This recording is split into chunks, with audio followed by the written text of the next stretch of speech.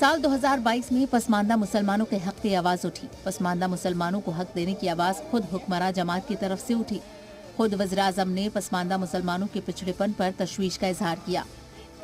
राज्यसभा रुकन गुलाम अली खटाना लोकसभा और राज्यसभा दोनों ऐवान में अकेले बीजेपी के मेंबर हैं। गुलाम अली खटाना जम्मू कश्मीर से हैं और पसमानदा तबके से आते हैं। इसी तरह बीजेपी अक़लियती मोर्चा के कौमी सदर से लेकर रियासतों के माइनॉरिटी विंग की कमान भी पसमानदा मुसलमानों के हाथ में है।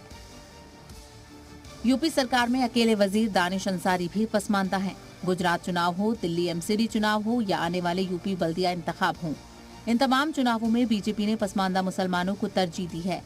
पसमानदा मुसलमान दलितों जैसी जिंदगी गुजारते हैं। हालांकि इन्हें SC/ST रिजर्वेशन के बजाय OBC कैटेगरी में ही रिजर्वेशन मिलता है।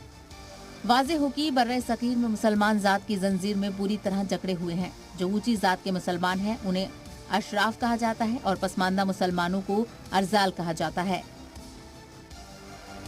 इनमें भी सैयदों को ज्यादा अहमियत दी जाती है और कहा जाता है कि इनका शजरा पैगंबर आजम से मिलता है।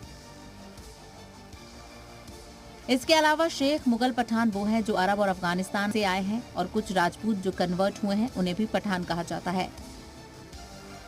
अशराफ में सैयद, शेख, मिर्जा, मुगल और पठान आते हैं। इनके अलावा तमाम मुसलमान अर्जाल या अजलाफ हैं, यानी पसमानदा तबके में शुमार किए जाते हैं। ऊंचे तबके के मुसलमानों की नजर में पसमानदा मुसलमानों की ज्यादा अहमियत नहीं है। पसमानदा मुसलमानों में अंसारी, मंसूरी, इदरीसी, राइनी, सलमानी, कुरैशी, सैफी, रंगरेज, कसाब जैसी जातें हैं।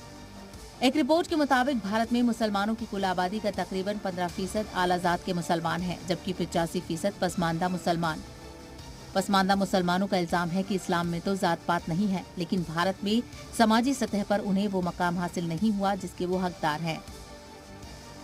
अब देखना यह है कि इस सरकार में पसमानदा मुसलमानों के हालात बदलते हैं या फिर से सियासी मुद्दा ही बनकर रह जाएंगे।